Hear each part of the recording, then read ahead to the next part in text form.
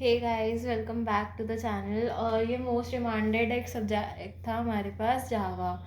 MDU के according इसका जो सिलेबस है वो काफ़ी वास्ट है, सिर्फ प्रोग्रामिंग तक नहीं, इसमें थियोरेटिकल भी सारी चीज़ें हैं। तो ये इसलिए मैं स्टार्ट नहीं करी थी। और अभी जितना हम टॉपिक्स आज करेंगे वो यूनिट 1 के हैं। थोड़े थोड़े टॉपिक्स कवर करेंगे, थोड़ी ज़्यादा वीडियोस हो जाएंगी इसकी। और इसमें सबसे पहले हमारे पास आता है ऊप्स और evolution of Java, characteristics of Java. मतलब ये जितने भी मैंने चीज़ें लिखी हुई हैं ये हम सारा आज की वीडियो में कवर कर रहे होंगे। और रही कोडिंग की बात, कोडिंग की आपको सबसे पहले आपको ये चीज़ पता होगी कि अगर आप कहीं पे भी मतलब एग्जाम्स में भी अगर आप लिखते हो तो आपको थ्योरी के साथ कोड भी मेंशन करना होता है। तो कोड मेरे अकॉर्डिंग मुझे ऐसा लगता है कि मेरा कोडिंग पार्ट इतना स्ट्रॉन्ग नहीं है, बट स्टिल मैं आपको जितने भी कोड्स होंगे related to that topic, I provide you all the codes in the description box. तो आप डिस्क्रिप्शन बॉक्स में जाके चेक कर सकते हो। लेकिन आज हम सबसे पहले इनिशियली स्टार्ट कर रहे हैं, ठीक है। तो सबसे पहले हम बात करते हैं जावा की। जो जावा है हमारी, वो एक प्रोग्रामिंग लैंग्वेज है जो कि प्रोफेशनल प्रोग्रामर्स जनरली यूज़ करते हैं उसको। और जहाँ तक उसकी बात है तो सबसे पहले अगर मैं आपको थोड़ा हिस्ट्री के बारे में बताऊँ तो जावा है, उसने अपना जितना भी सिंटेक्स है उसके जो मतलब एक तरह से हम मान सकते हैं जो उसके एंसेस्टर्स या उससे पहले जो लैंग्वेजेस थी जिनको फॉर्म करके जावा का मतलब बर्थ हुआ, ओरिजिनेट हुई है वो। जावा बेसिकली ओरिजिनेट हुई है आपकी सी और C++ से। अब वो कैसे, यहाँ पे मैंने लिख रखा है ऊप्स, इसका मतलब होता है ऑब्जेक्ट ओरिएंटेड प्रोग्रामिंग, राइट। तो जो जितने भी कॉन्सेप्ट्स हैं ऊप्स के, ये सारा अपना इनहेरिट करता है C++ से, जो एक कोडिंग लैंग्वेज है। और सी से अपना जितना भी इसका सिंटेक्स है वो सारा सी से इनहेरिट करती है। मतलब दो इसके एंसेस्टर्स हैं, एक सी और C++, ठीक है। ये चीज़ एक समझने वाली है। और इसका जो ओरिजिनेट हुआ था, मतलब सबसे पहले ये जो लैंग्वेज बनी थी ये 1991 में बनी थी, ठीक है।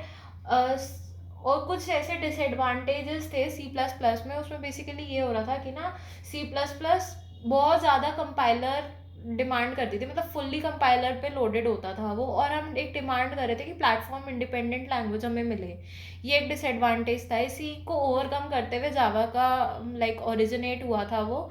और वो प्लेटफॉर्म इंडिपेंडेंट होती है, मतलब आप उसको किसी भी कंपाइलर्स पे, किसी भी एडिटर्स पे आप रन कर सकते हो। चाहे नोट पैड हो गया, आजकल हम VS कोड में बहुत ज़्यादा कोडिंग्स करते हैं, तो आप उसमें हर जगह आपका प्रोग्राम रन कर जाएगा। बट एक चीज़ होती है कि इंटरनेट रिक्वायर्ड होता है इसमें, जिससे वो कंपाइलर से थोड़ा सा अपने आप को कनेक्ट कर सके। ओके, तो ये सारी चीज़ें ध्यान में रखते हुए, प्लस जो जावा है आपका, वो एक प्रोफेशनल कोडर को रिफ्लेक्ट करता है। मतलब अगर आप कोड ढंग से कर रहे हो तो वो आपको रिफ्लेक्ट करेगा कि हाँ आप एक अच्छे कोडर हो, जबकि अगर आप कोडिंग ढंग से नहीं कर रहे हो तो वो रिफ्लेक्ट करेगा कि आप एक अच्छे कोडर नहीं हो। तो यही सारी चीज़ें जावा में थी। और ऊप्स के बारे में भी हम देखते हैं नेक्स्ट कि ऊप्स होता क्या है, ठीक है। 4 पिलर्स ऑफ ऊप्स हम देखेंगे। ओके, यहाँ पे मैंने ये 4 चीज़ें लिखी हैं। ये इनको आपसे पूछ लिया जाता है कि what are the 4 pillars of oops, तो आपको यही सारी चीज़ें बतानी है: इनकैप्सुलेशन, इनहेरिटेंस, पॉलीमॉर्फिज्म और एब्स्ट्रैक्शन। अब मैं बताती हूँ ये सारी चीज़ें होती क्या है। देखो, सबसे पहले आता है इनकैप्सुलेशन। इनकैप्सुलेशन का मतलब होता है आपके पास जितना भी वास्ट कोड है, आप उसको सारे को एक जगह पे एक सिंगल यूनिट में सारा कंपाइल करके रिप्रेजेंट कर दो, दैट इज इनकैप्सुलेशन। वो एक तो आपका मतलब कंपाइल हो जाएगा कोड, तो स्पेस ऑफ कोर्स वो कम ही घेरेगा। तो वो होता है एक तो सबसे पहले ऊप्स में। और ऊप्स अगर मैं उसको बताऊं बार बार, ऊप्स आपका ऑब्जेक्ट ओरिएंटेड प्रोग्रामिंग होती है, जिसमें आपका ना ये होता है कि हम इसमें कॉन्सेप्ट्स यूज़ करते हैं क्लासेस का और ऑब्जेक्ट्स का, ठीक है। सबसे पहले जब हम प्रोग्राम बनाते हैं तो यहाँ पे मैं क्लास को डिफाइन करूँगी। ओके, फिर क्लास का नेम आएगा, फिर यहाँ पे स्टार्ट होने के बाद पूरा मैं कुछ लाइंस ऑफ कोड्स लिख के फिर लास्ट में मैं ऑब्जेक्ट्स लिखती हूँ। ये सारी चीज़ें अगर आपने ऊप्स पढ़ा तो आपको पता होंगी ये सारी चीज़ें। तो सबसे पहले हमारे पास इनकैप्सुलेशन आता है। इनकैप्सुलेशन का मतलब होता है कि सारे जितना भी आपका वास्ट कोड है उसको एक सिंगल यूनिट में कन्वर्ट कर देना, जैसा अभी मैंने बताया। और इसके बाद हमारा नेक्स्ट टॉपिक आता है इनहेरिटेंस। इनहेरिटेंस को आगे जब हम डिटेल में डेप्थ में पढ़ेंगे तो इसके काफ़ी सारे मल्टीपल टाइप्स होते हैं। इनहेरिटेंस का मतलब होता है कि ना कुछ ऐसी प्रॉपर्टीज़ को इनहेरिट करना फ्रॉम आवर एंसेस्टर्स, या फिर ऑब्जेक्ट्स का कुछ ऐसी प्रॉपर्टीज़ को इनहेरिट करना फ्रॉम द एग्जिस्टिंग क्लास। कुछ ऐसी क्लासेस बनाई जाएंगी और वो मतलब जैसे ना यहाँ पे मैंने कोई क्लास डिफाइन करी है, ठीक है। मैं एक जो नॉर्मल इनहेरिटेंस का एक एग्जांपल लेके बताती हूँ। फॉर एग्जांपल मैंने कोई क्लास ए ली है, जिसको मैं पेरेंट क्लास कंसिडर करते हुए दूसरी एक और क्लास बना रही हूँ, जो कि सारी चीज़ें इनहेरिट कर रही हैं of class B, sorry class A. मतलब जो क्लास बी है आपकी, वो सारी चीज़ें प्रॉपर्टीज इनहेरिट करेगी क्लास ए की, और अपनी भी एडिशनल उसकी कुछ प्रॉपर्टीज होंगी। इसी चीज़ को इनहेरिटेंस बोला जाता है। मतलब एक एग्जिस्टिंग क्लास की सारी प्रॉपर्टीज एक चाइल्ड क्लास इनहेरिट कर ले for its further use. Okay, तो नेक्स्ट चीज आती है हमारे पास पॉलीमॉर्फिज्म। पॉलीमॉर्फिज्म का मतलब होता है, पॉली का अगर हम मीनिंग समझे, इसका मतलब होता है मेनी, और मॉर्फिज्म मीन्स फॉर्म्स। जो इसके वर्ड्स हैं, इसका अगर ब्रेक डाउन करें तो ये मतलब होता है। और इसमें हम दो टाइप्स के पॉलीमॉर्फिज्म्स पढ़ रहे होंगे। सबसे पहले आता है compile type polymorphism and run time polymorphism. ये भी आगे डेप्थ में पढ़ेंगे, अभी सिर्फ मैं ओवरव्यू दे रही हूँ इस चीज़ का।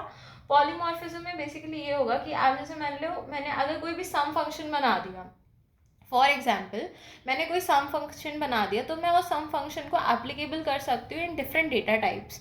This is also a type of polymorphism. जैसे मैंने अगर मान लो दो टाइप, मतलब मैंने दो नंबर्स लिए इंट टाइप के, int A and int B, तो जो इसका सम आएगा ना मेरे पास, वो ओवरऑल इंट में ही आएगा। ये चीज़ आपको पता होगी एज अ प्रोग्रामर।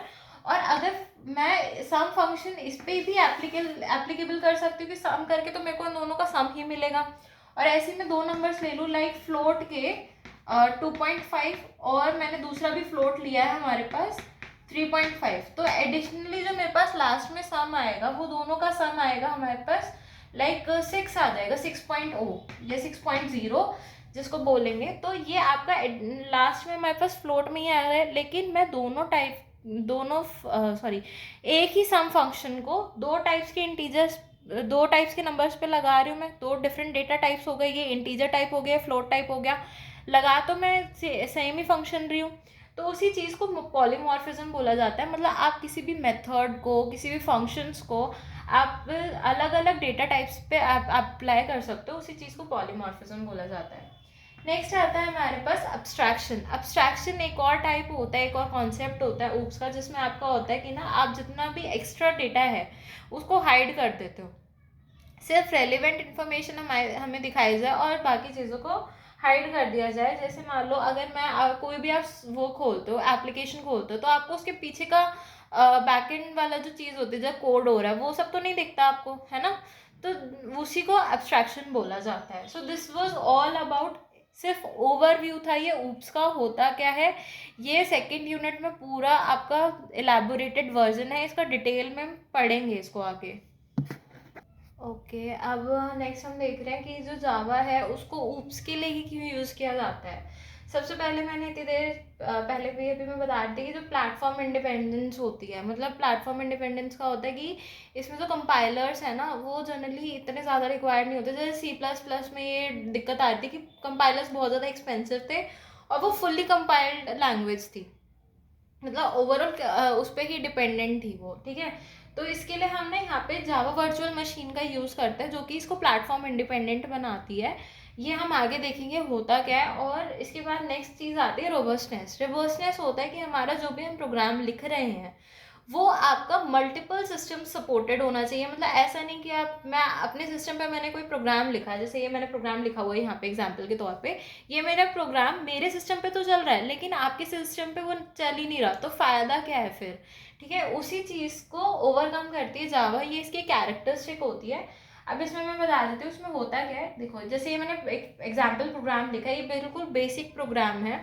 यहाँ पे मैंने क्या किया है, यहाँ पे इसको बोला जाता है एक्सेस स्पेसिफायर। एक्सेस स्पेसिफायर भी आपके मल्टीपल टाइप्स के होते हैं। यहाँ पे आप पब्लिक की जगह प्राइवेट लिख सकते हो या प्रोटेक्टेड लिख सकते हो, वो आगे देखेंगे। अभी यहाँ पे मैंने एक्सेस स्पेसिफायर लिखा है कि मतलब इसको कोई भी एक्सेस कर सकता है। और वहीं अगर यहाँ पे मैं प्राइवेट लिख सकती ना, तो मेरा कोड आप एक्सेस नहीं कर सकते हो। मेरे कोड के जितने भी ऑब्जेक्ट्स होंगे, जो भी चीज़ें होंगी, वो आपके कोड पे आपके सिस्टम पे रन ही नहीं करेंगे, ठीक है।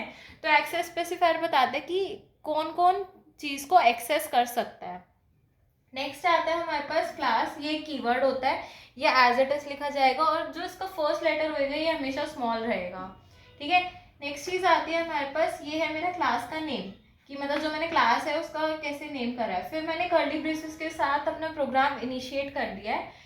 ये स्टेटमेंट ऑलमोस्ट हर जगह सेम ही रहेगी आपकी, पब्लिक स्टैटिक वॉइड मेन, और फिर स्ट्रिंग आर्ग्यूमेंट्स हम पास करते हैं, और ये आपके जो स्क्वायर ब्रेसेस मैंने लगाए हैं ये रिप्रेजेंट करते हैं कि यहाँ पे एरे है, ठीक है। और स्ट्रिंग का जो एस होगा वो कैपिटल रहेगा। स्ट्रिंग आपको बताएगा कि ना जो आपका आउटपुट आएगा अल्टीमेटली वो स्ट्रिंग फॉर्म में आएगा। नेक्स्ट हमारे पास आती है ये जो स्टेटमेंट मैंने लिखी है प्रिंट स्टेटमेंट। ये वाइवा में पूछ लिया जाता है कि आपको प्रिंट स्टेटमेंट बताओ कि क्या होती है जावा की, और उसको एक्सप्लेन करो, ठीक है। तो ये सबसे पहले यहाँ पे हम सिस्टम लिखते हैं, उसके बाद हम यहाँ पे लिखते हैं डॉट आउट। जो ये आउट है ये आपका रिप्रेजेंट कर रहा है कि आपको आउटपुट चाहिए, ठीक है। तो यहाँ पे ये आता है। और प्रिंट एलन ज़रूरी नहीं होता कि आपको एलन लगाना है। अगर आप सिर्फ यहाँ पे मैं प्रिंट स्टेटमेंट भी पास करती हूँ तो भी मेरे को ये चीज़ प्रिंट होके मिल जाएगी, लेकिन मैं यहाँ पे अगर एलन लगा रही हूँ तो उसका मतलब होता है कि जो मेरे को आउटपुट चाहिए ना वो नेक्स्ट लाइन में चाहिए। ये आपका नेक्स्ट लाइन को डिनोट करता है। और उसके बाद हम यहाँ पे ना दो वो लगाते हैं, क्या वो इन्वर्टेड कॉमर्स लगाते हैं, जिसमें हम अपनी स्टेटमेंट पास करते हैं। वो अल्टीमेटली हमें एज इट इज़ प्रिंट होके आउटपुट में मिलेगी। उसके बाद यहाँ पे आपको लास्ट में ये यहाँ पे आपको लास्ट में ऐसे कॉमा लगा देना है, ठीक है। फिर यहाँ पे हमने दो कर्ली ब्रेसेस लगा के अपना जो प्रोग्राम है उसको एंड कर दिया। यही एक रोबस्टनेस को बता रहा है कि मतलब इस टाइप का अगर आप प्रोग्राम लिखोगे वो हर जगह आपको एक्सेसिबल होगा, ठीक है। ठीक है, नेक्स्ट टॉपिक है हमारे पास नॉमेनक्लेचर। नॉमेनक्लेचर होता है या नेमिंग कन्वेंशंस होते हैं आपकी, कि आपको किसी भी चीज़ का कोई भी नाम रखना है तो उसके लिए आपको कुछ रूल्स फॉलो करने पड़ते हैं, ठीक है। और हाँ, जो आपकी जावा होती है वो ना मतलब एक स्ट्रिक्टली उसमें ये होता है, रूल्स होते हैं कुछ। अगर आप किसी भी चीज़ का नाम रूल्स के अकॉर्डिंग नहीं रखोगे, जैसे मैंने इनिशियली बताया था कि जब हम स्टार्ट करते हैं ना पब्लिक में, तब पी अगर इसका कैपिटल रख दोगे ना स्टार्टिंग में, जैसे मैंने यहाँ पे पब्लिक का पी कैपिटल रख दिया तो आपको एरर शो कर देगा।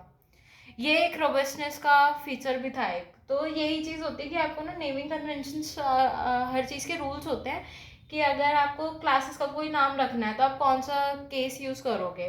तो इसमें दो हमारे पास केसेस हैं, एक्चुअली तीन। दो केस, सबसे पहला हमारे पास आता है पास्कल केस। पास्कल केस का मतलब होता है कि ना आपके जितने भी इनिशियल्स होंगे पहले वर्ड्स के वो आपको कैपिटल रखने हैं। मतलब जैसे यहाँ पे मैंने यहाँ पे फर्स्ट क्लास लिखा है तो ये दो अलग अलग वर्ड्स थे और गैपिंग नहीं होगी इन दोनों के बीच में। फर्स्ट और क्लास के बीच में कोई भी गैपिंग नहीं होगी, यहाँ पे कोई स्पेस नहीं रहेगा हमारे पास, और इनकी इनिशियल्स कैपिटल रहेंगे। मतलब एफ, फर्स्ट का एफ और क्लास का सी, ये दोनों कैपिटल रहेंगे। ऐसे ही मैंने एक दूसरा एग्जाम्पल दे रखा है फर्स्ट प्रोग्राम, तो इसमें भी कोई गैपिंग नहीं है। फर्स्ट और प्रोग्राम के बीच में दोनों के इनिशियल्स मैंने कैपिटल रखे हैं, फर्स्ट का एफ और पी का प्रोग्राम, ठीक है, सॉरी प्रोग्राम का पी। हाँ, और नेक्स्ट हमारे पास आता है अगर हमें मेथड्स और वेरिएबल्स के नॉमेनक्लेचर करने हैं तो हम उसके लिए यूज़ करते हैं कैमल केस का। कैमल केस एक काइंड ऑफ सिमिलर ही है, लेकिन इसमें ये होता है कि ना आपका जो फर्स्ट इनिशियल होता है, मतलब जैसे हेलो वर्ल्ड लिखा है इसमें मैंने, तो हेलो का एच यहाँ पे कैपिटल नहीं होता, और लेकिन वर्ल्ड का डब्ल्यू कैपिटल होगा। ये एक माइनर सा डिफरेंस है इसमें कि पास्कल केस में दोनों इनिशियल्स कैपिटल होंगे, लेकिन अगर आप हेलो वर्ल्ड लिख रहे हो तो इसमें डब्ल्यू ही कैपिटल रहेगा, मतलब सेकेंड इनिशियल से कैपिटल रहेगा। या और एक चीज़ और, अगर यहाँ पे तीन लेटर्स हो या तीन वर्ड्स हो, या मैं कह रही हूँ फर्स्ट क्लास ऑफ, तो मैंने ऑफ का ओ कैपिटल रखूंगी और फिर जावा का जे कैपिटल रखूंगी। ये आपको ध्यान रखना, कई बार ये भी कंफ्यूजन हो जाती है कि आपको ना क्या पास्कल केस में जितने भी आपके पास नए नए वर्ड्स आते जाएंगे सबके इनिशियल्स कैपिटल होते जाएंगे, ठीक है। फिर नेक्स्ट आता है कोई कांस्टेंट अगर आप दे रहे हो, कोई भी कांस्टेंट पास कर रहे हैं अगर हम प्रोग्राम में, तो जो उसका उसके लिए हम ये रूल फॉलो करते हैं कि जितने भी हम लेटर्स का यूज़ करेंगे वो सारे कैपिटल होंगे। और अगर आपको दो वर्ड्स को सेपरेट करना है तो हम उसमें अंडरस्कोर का यूज़ करते हैं। ये सारा नॉमेनक्लेचर या नेमिंग कन्वेंशन के बारे में था। नेक्स्ट चीज़ हम देख रहे हैं जेवीएम एक्चुअली करता क्या है। जेवीएम का ये काम होता है कि जितना भी आपका बाइट कोड होता है उसको मशीन कोड में करके दे रहा है आपको कन्वर्ट। और कन्वर्जन की वजह से जो हमारा प्लेटफॉर्म इंडिपेंडेंसी की मैं इतनी देर से बात कर रही हूँ कि प्लेटफॉर्म इंडिपेंडेंट होता है, जावा प्लेटफॉर्म इंडिपेंडेंट होता है। So JVM is responsible for the platform independence of Java. ठीक है, तो अब इसकी ना एक साइकिल होती है जिसको आप अगर ध्यान से देखो या अगर आप पेपर में ड्रॉ कराओ तो it would be well and good. तो सबसे पहले ये होएगा कि हमारे पास एक सोर्स कोड होएगा, सोर्स कोड को हम जावा में सेव करेंगे। अल्टीमेटली वो सोर्स कोड को कंपाइल करेगा Java into the class, and class जब रन होगी तो हमें आउटपुट मिल जाएगा। और main hero of the story है हमारे पास जेवीएम, जो कि आपका बाइट कोड जितना भी है उसको सारा मशीन कोड में कन्वर्ट कर रहा है, जिससे हमें प्लेटफॉर्म इंडिपेंडेंसी मिल रही है। और जेवीएम के काफ़ी सारे कंपोनेंट्स होते हैं जिसको अभी मैं लिख देती हूँ, तो वो आगे हम और डिटेल में समझेंगे। ठीक है, अब हम जेवीएम की बात कर रहे थे। जेवीएम अल्टीमेटली रिस्पॉन्सिबल होता है हमारा for the platform independence of जावा। तो इसमें हमारे पास मेनली 4 कंपोनेंट्स आते हैं। 4 कंपोनेंट्स आते हैं हमारे पास जेवीएम के। जो सबसे पहला हमारे पास आता है class loader. Class loader basically होगा कि ना जितनी भी क्लास है वो सारी मेमोरी में लोड कर देगा, ये इसका ये एक फंक्शन होता है। फिर नेक्स्ट होता है हमारे पास मेमोरी एक्सेस। मेमोरी एक्सेस में आपको जैसा नाम से समझ आ रहा है कि ना ये मेमोरी को एक्सेस करने में काम करेगा। फिर मेन चीज़ आती है इसमें एग्जीक्यूशन इंजन। एग्जीक्यूशन इंजन में ना 2 चीज़ होती है, एक इंटरप्रिटेटर और दूसरा आता है just in time. Just in time का ये काम होता है कि ना आपका जितना भी मशीन कोड मैं बोल रही थी, ये सारा बाइट कोड मशीन कोड में कन्वर्ट होने के बाद डिस्प्ले हो जाएगा हमारे पास आउटपुट फाइनली। ठीक है, और लास्ट में आता है हमारे पास एक और main cheese which is garbage collector. जब भी हम कोड लिखते हैं तो उसमें ना हम दो चीज़ें इनिशियलाइज करते हैं। एक होता है आपका कंस्ट्रक्टर और एक होता है आपका डिस्ट्रक्टर। ये चीज़ भी वाइवास में पूछ ली जाती है। जो कंस्ट्रक्टर आपका होता है, कंस्ट्रक्टर आपका काम करता है कि आप किसी भी क्लास को ना इनिशियलाइज करने के काम करता है वो। ठीक है, और डिस्ट्रक्टर इसी का अपोजिट होता है। जितना भी डिस्ट्रक्टर होता है आपका वो क्लास को मतलब जो सॉरी जितना भी कोड हो जाएगा ना उसके बाद जो गार्बेज बच जाता है, जो यूजलेस थिंग्स होती हैं उसको ऑटोमेटिकली वो कलेक्ट कर लेता है और अल्टीमेटली हमारा जो मेमोरी है ना उसको कम कर देता है वो, कि गार्बेज में चला जाएगा वो, फिर वो लास्ट में थ्रो हो जाएगा। ठीक है, तो ये सारा कंपोनेंट्स ऑफ जेवीएम के बारे में था। अब जेवीएम के बारे में जो पहले मैंने इससे पहले फ्लो चार्ट बनाया था, अगर आपको क्वेश्चन आ जाता है जेवीएम का तो वो फ्लो चार्ट बनाया, वो सारे कंपोनेंट्स को अच्छे से एक्सप्लेन कराओ। और इसमें आपको बार बार मैं बता रही हूँ जेवीएम का यही फंक्शन होता है, क्योंकि जेवीएम की वजह से ही जो प्लेटफॉर्म इंडिपेंडेंस की बात हो रही है जावा की, वो जेवीएम यूज़ के लिए रिस्पॉन्सिबल है प्लेटफॉर्म इंडिपेंडेंस जावा के लिए। ठीक है, नेक्स्ट अब हम देख रहे हैं data types of type casting के बारे में। ओके, तो अब हम देख रहे हैं डेटा टाइप्स के बारे में, इसके बाद हम देखेंगे टाइप कास्टिंग। तो सबसे पहले डेटा टाइप्स हमारे 2 टाइप्स के होते हैं जनरली। एक होएगा आपका प्रिमिटिव और एक होएगा आपका रेफरेंस टाइप।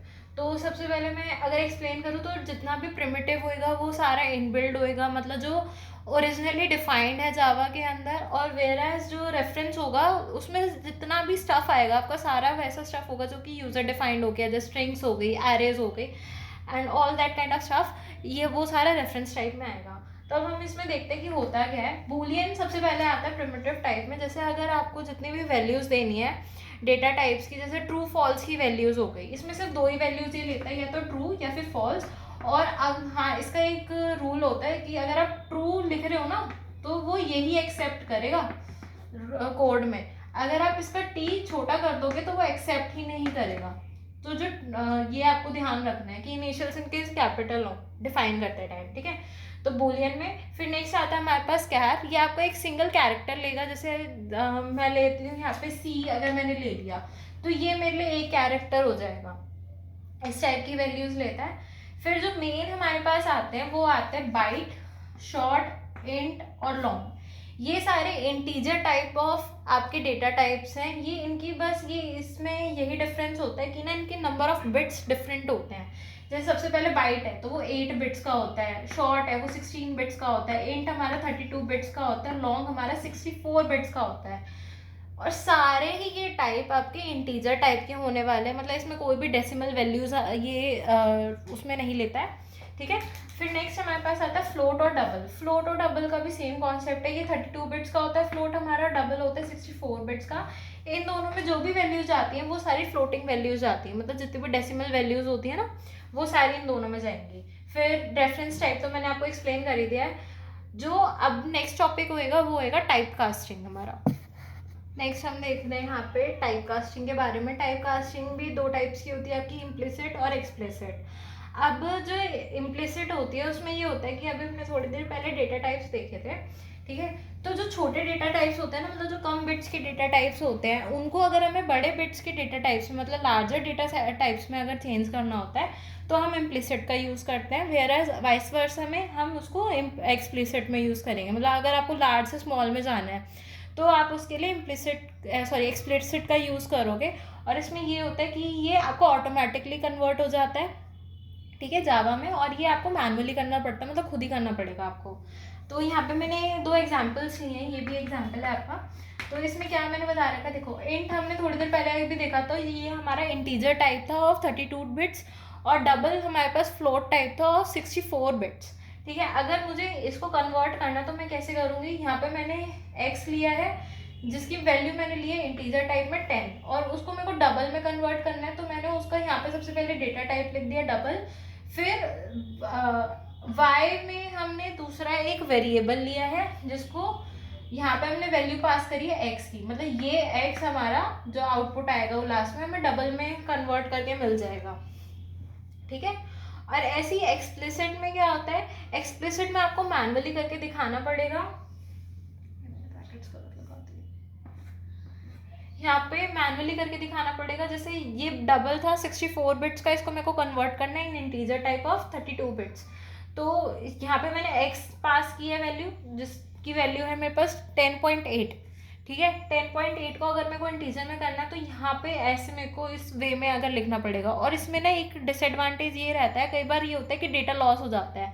मतलब डेटा लॉस में अगर हम समझे, जैसे मेरे को अगर इंटीजर टाइप में मैं इसको करूँगी तो हो सकता है कि ये मेरे पास सिर्फ 10 आउटपुट दे, 0.8 दिया ही नहीं, वो डेटा लॉस हो गया। तो ये इसमें कंडीशंस रहती हैं थोड़ी सी।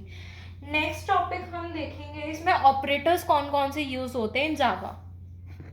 ओके, नेक्स्ट टॉपिक है हमारे पास ऑपरेटर्स इन जावा। ऑपरेटर्स आप यूज़ करते हो जैसे आपको जब भी कोई भी इक्वेशन देनी होती है, मैथमेटिकल एक्सप्रेशंस देने होते हैं, तो उसके लिए हम ऑपरेटर्स का यूज़ करते हैं। सबसे पहले हमारे पास आते हैं अरिथमेटिक ऑपरेशंस।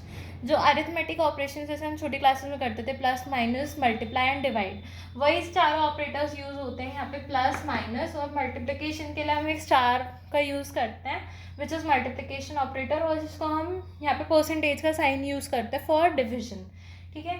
नेक्स्ट आता है हमारे पास रिलेशनल ऑपरेटर। रिलेशनल ऑपरेटर्स होते हैं आपके जब आपको किसी भी चीज़ में रिलेशन दिखाना होता है। जैसे अगर मैं कह रही हूँ कोई चीज़ बिल्कुल 2 इज इक्वल्स टू 2, तो ये चीज़ मेरे को पता है हाँ बिल्कुल इक्वल है, तो इसलिए मैं डबल इक्वल टू का यूज़ करूँगी, ठीक है। ये ग्रेटर देन, लेस देन, इन सारे साइंस का हम यूज़ करते हैं इसमें। नेक्स्ट आते हैं लॉजिकल ऑपरेटर्स। लॉजिकल ऑपरेटर्स होते हैं हमारे पास एंड और नॉर। मतलब जैसे हम दो इनपुट्स लेते हैं, उसमें 1+1, ये आपको चीज़ पता होगी कि मतलब अगर हमारे पास सेम इनपुट होता है तभी हमारे पास एंड में 1 आउटपुट आता है। मतलब अगर दोनों जगह 1 1 होएगा और दोनों जगह 0 0 होएगा तो हमारे पास सेम आउटपुट आएगा, अदरवाइज हमारे पास आउटपुट 0 रहता है, ठीक है। तो और में इसका उल्टा होता है, तो इस टाइप का होता है ये। और नेक्स्ट आता है हमारे पास असाइनमेंट ऑपरेटर। असाइनमेंट ऑपरेटर ये होता है अभी जो थोड़ी देर पहले हमने यूज़ किया था कि x को हमने इक्वल रख दिया था y के, डबल का x is equals to y, जो अभी पिछली थोड़ी देर पहले। तो वो ये असाइनमेंट ऑपरेटर होता है आपको जब वैल्यूज़ असाइन करनी होती है दूसरे एक वेरिएबल से दूसरे वेरिएबल को, तो हम असाइनमेंट ऑपरेटर्स का यूज़ करते हैं। फिर आता है लास्ट ऑपरेटर आता है आपके पास यूनरी ऑपरेटर। ये हम जनरली यूज़ करते हैं जब हमें इंक्रीमेंट या डिक्रीमेंट शो करना होता है। जैसे हम कई बार फॉर लूप लगाते हैं जब, तब हम दिखाते हैं ना कि जो हमारी वैल्यू है वो अपडेट होती रहेगी तब तक जब तक प्लस प्लस होता रहेगा हर बार 1, तो वहाँ पे हम इंक्रीमेंट ऑपरेटर का और ऐसे ही वाइस वर्सा डिक्रीमेंट ऑपरेटर का यूज़ करते हैं। सो ये सारा आज की वीडियो के लिए था। इसमें मैंने जितने भी टॉपिक्स कवर करे सारे फर्स्ट यूनिट के हैं, ठीक है। इसके बाद थोड़े से टॉपिक्स रह गए जैसे सैंडबॉक्स मॉडल और एक क्लाइंट प्रोग्रामिंग, और भी छोटे छोटे काफ़ी टॉपिक्स रह रहे हैं, तो वो जावा के थोड़ी थोड़ी देर में मैं अपलोड कर दूँगी, ठीक है। मैं ट्राई करूँगी कि आज ही अपलोड कर दूँ, तो स्टे ट्यून्ड, और आप चैनल को सब्सक्राइब कर दो जिससे आपको सारे नोटिफिकेशंस टाइमली मिल जाएँ जैसे नई वीडियोज़ अपलोड हुए। Thank you so much for watching.